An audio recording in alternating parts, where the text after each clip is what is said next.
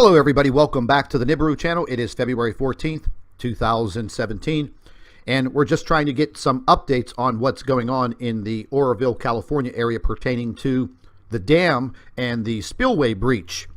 Now, you're looking at some video from CNN and also the evacuated areas, and I believe it was just two counties, Butte and Yuba counties, and as you can see, these are quite large counties. I think it was about 188,000 people who were displaced. And one thing that caught my eye was how everybody was caught off guard. And I know I heard a lot of reports about, elderly people not having any place to go, not knowing what to do. And also there was a big run on gas stations and things of that nature. So this is what I mean, folks, about being prepared, having some type of emergency plan for yourself and you and your family, because this is very important, especially in a situation like this when you really didn't have a lot of time. Now, officials did do a pretty good job of getting people situated. However, I did hear there was a lot of tensions on roadways, dealing with traffic jams and things of that nature. But from what I hear, everything went decently smooth. But what we're going to be looking at now is the next weather pattern that is coming into the state. This weather pattern will be arriving on Wednesday, and I believe the rainfall will begin sometime on Thursday and will last several days. Now, this is not going to be a major rainstorm. However, under the current situations, dealing with this dam and the damaged spillway, the opportunity for this disaster to continue forward is definitely there. Now, what you're looking at on your screen is the next storm front that is going to be coming in within the next 48 hours. Now, there is another storm behind this one, which will probably be arriving the latter part of next week. So once again, whatever they're going to do as far as trying to repair the damaged portion of this spillway and this dam, I just hope that the engineers and the construction workers, the people in charge, are doing the right thing, because from what I understand, the integrity of this spillway was brought up 10 years ago and it basically fell on some deaf ears. Now, here we are in 2017, and we just barely got by a disaster. But again, like I've stated, the residents of Oroville and the southern communities are not out of the woods just yet. Something that I did want to take a look at was the dam itself and the whole geographical area. Now, for a lot of us that don't live in California and live in this area, I wanted to show you from Google Earth all of the mountain ranges that are to the northeast of Oroville, and this pattern of weather coming in, what's going to exactly happen. Now, we're going to go ahead and pull up this Google Earth, and we're going to go ahead and punch in Oroville, California, and we'll let it go ahead and pull itself up here. And what I've noticed, because I've never been in this area, not that familiar with it, only from what I've been doing as far as reporting on this, but the mountain ranges that are to the northeast of Oroville, and there's quite a few.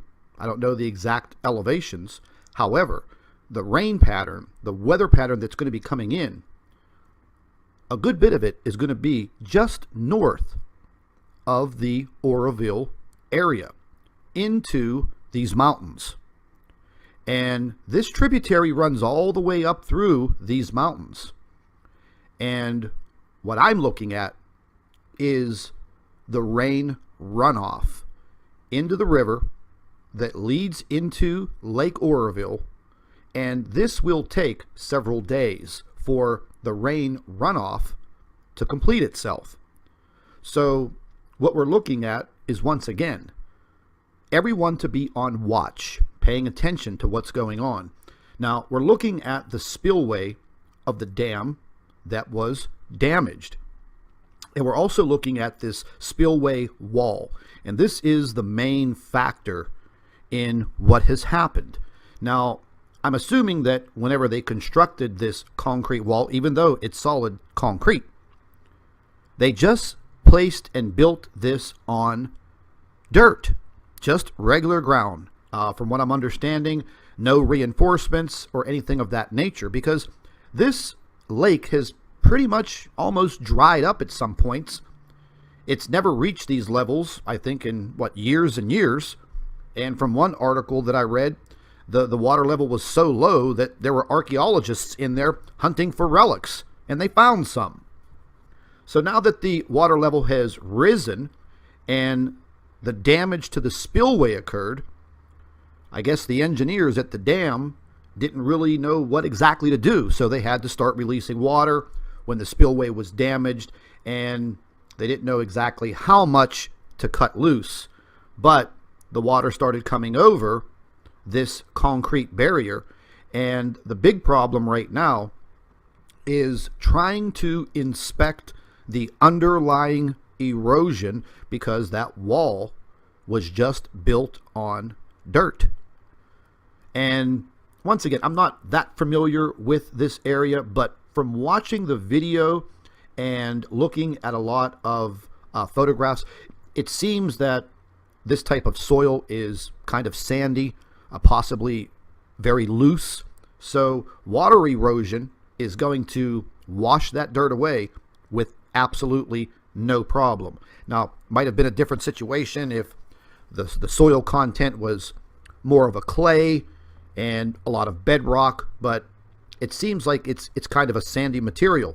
So water erosion will just rip right through that, and the lower part of this spillway has suffered some serious damage.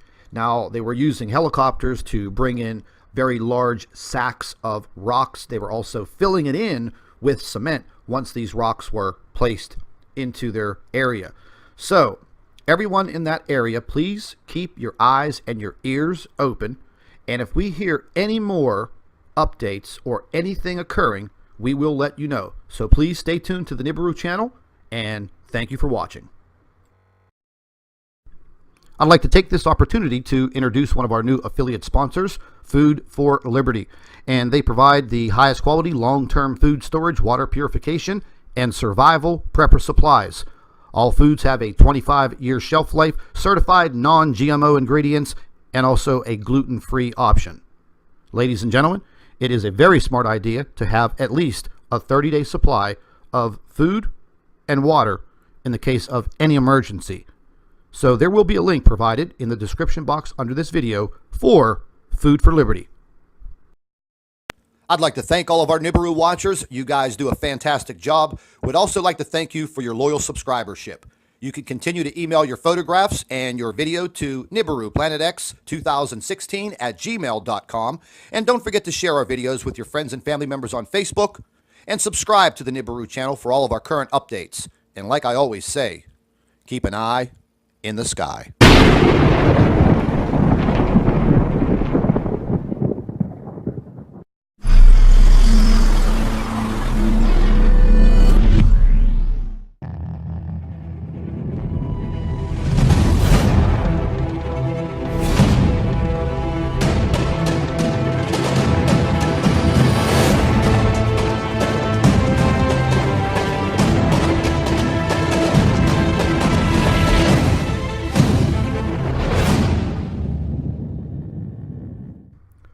Hello everybody, welcome back to the Nibiru channel. It is February 14th, 2017, and we're just trying to get some updates on what's going on in the Oroville, California area pertaining to the dam and the spillway breach.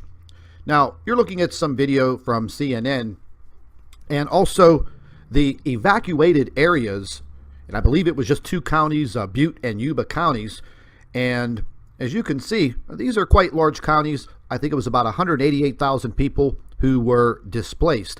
And one thing that caught my eye was how everybody was caught off guard.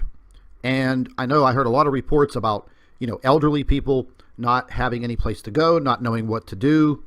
And also there was a big run on gas stations and things of that nature.